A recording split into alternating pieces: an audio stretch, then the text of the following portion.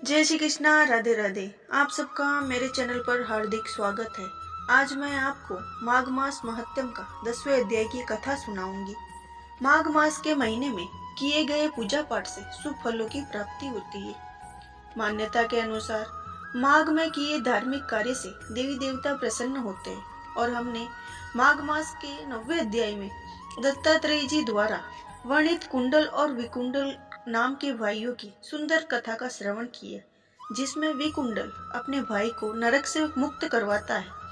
अब राजा शस्त्र अर्जुन जी बोले, हे योगियों में श्रेष्ठ दत्तात्रेय जी, आपने मुझे बहुत सुंदर माघ मास की महिमा बताई।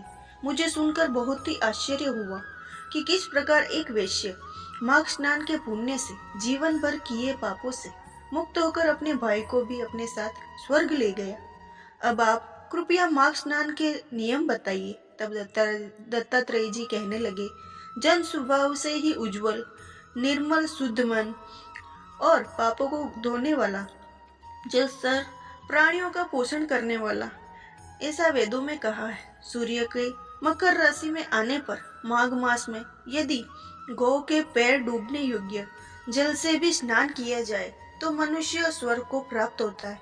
यदि सारा माघ मास स्नान करने में असमर्थ हो तो कोई भी 3 दिन ही स्नान करने से पापों का नाश होता है। जो व्यक्ति थोड़ा ही दान करे वह गनी, धनी और दीर्घायु होता है। 5 दिन स्नान करने से चंद्रमा के समान शोभायमान होता है। इसीलिए अपना सुख चाहने वाले को माघ मास में घर से बाहर स्नान करना चाहिए। अब माघ में स्नान करने वालों को नियम कहता हूँ। अधिक भोजन का उपयोग नहीं करना, भूमि पर सोना चाहिए, भगवान की तीनों समय पूजा करनी चाहिए। ईंधन, कंबल, वस्त्र, जूता, कुमकुम, तेल, कपास, रुई तथा अन्न का दान करना चाहिए और ब्राह्मणों को भोजन कराना चाहिए। उन्हें दक्षिणा दे। समापन के समय भगवान से प्रार्थना करके कहे, देव स्नान का मुझे फल दीजिए, और मौन रहकर उनका मंत्र का उच्चारण करना चाहिए और भगवान का स्मरण करते रहिए। जो भी मनुष्य श्री गंगा जी में माघ में स्नान करते हैं वे 4000 युक्त स्वर्ग में ही रहते हैं। जो कोई माघ में यमुना में स्नान करता है वे 1000 कपिला गौ के दान का फल प्राप्त करता है। इसके बाद दत्तात्रेय जी कहने लगे, प्रजापति ने पापों के नाश के लिए प्रयाग तीर्थ की रचना की।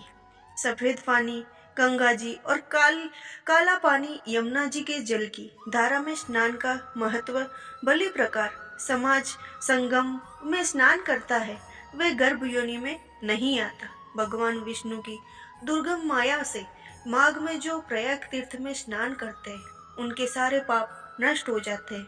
माघ मास में प्रयाग में स्नान करने से मनुष्य अच्छे भोगों को भोग कर ब्रह्मलोक को प्राप्त होता है। अब 10वें अध्याय की कथा सुनते हैं। दूत जी कहने लगे, हे वैश्य, जो गंगा जी में स्नान करता है वो मनुष्य पापों से छूटकर अत्यंत शुद्ध हो जाता है। जो मनुष्य गंगा जी को दूसरे तीर्थों के समान समझता है वह अवश्य नरक में जाता है। भगवान के चरणों से उत्पन्न हुई गंगा जी के पवित्र जल को शिव जी अपने मस्तक में धारण करते हैं। वह ब्रह्मा जो संदेह रहित, प्रकृति से अलग और निर्गुण है। ब्रह्मांड में उसकी समानता किससे हो सकती है? गंगा जी का नाम हजारों योजन दूर से ही लेने वाला नरक में नहीं जाता है। इसीलिए मनुष्य को अवश्य गंगा जी में स्नान करना चाहिए। हे वैश्य, जो ब्राह्मण दान लेने का अधिकारी होकर भी दान नहीं लेता वह आकाश के नक्षत्रों में चंद्रमा के समान है। जो कीचड़ से गौ को निकालता है, जो रोगी की रक्षा करता है या जो गौशाला में मरता है वह आकाश में तारा होता है। प्राणायाम करने वाला मनुष्य सदैव उत्तम गति को प्राप्त होते हैं। प्रातः के समय स्नान के पश्चात 16 प्राणायाम करते हैं वह घोर पाप से बच जाते हैं। जो पराई स्त्री को माता समान मानते हैं वो यम की यातना नहीं भोगते। जो मन से भी कभी स्त्री का चिंतन नहीं करता वह दोनों लोकों में अपने अधीन करता है। जो पराये धन को मिट्टी के समान समझता है वह स्वर्ग में जाता है। जिसने क्रोध को जीत लिया, मानो उसने स्वर्ग को भी जीत लिया। जो माता पिता की सेवा देवता तुल्य करता है वह यम द्वार नहीं देखता। जो गुरु की सेवा करते हैं वह ब्रह्म लोक को प्राप्त होते हैं। और शास्त्रों में पढ़ते हैं या पुराण में और संहिता पढ़ते हैं और सुनते हैं तथा स्मृति का व्याख्यान और धर्मशास्त्र समझते हैं, या जो वेदांत में लीन रहते हैं वह पाप रहित होकर ब्रह्म लोक को प्राप्त होते हैं। और जो अज्ञानी को वेद शास्त्र का ज्ञान देते हैं वे देवता से भी पूजित होते हैं। यमदूत ने कहा, वैश्य श्रेष्ठ यमराज ने हमको यही आज्ञा दे रखी है कि तुम किसी वैष्णव को मेरे पास मत लाओ।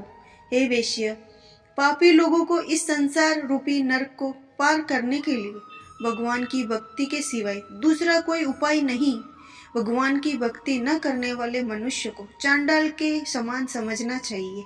भगवान के भक्त अपने माता पिता दोनों के कुलों को ताड़ देते हैं, उनको नरक में नहीं रहने देते।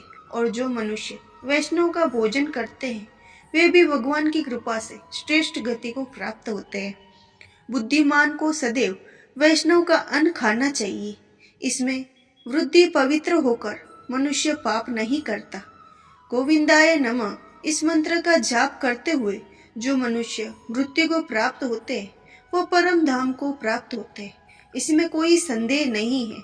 जो ओम नमः भगवते वासुदेवाय का जाप करते हैं और ओम नमो नारायण इस मंत्र का जाप करते हैं उसके ब्रह्म हत्या इत्यादि सभी पाप नष्ट हो जाते हैं। और ये कथा यही समाप्त होती है। अगर आपको मेरा ये माघ मास महत्तम का अध्याय अच्छा लगा हो तो मेरे चैनल को लाइक और सब्सक्राइब करो और मेरे वीडियो को ज़्यादा से ज़्यादा शेयर करो।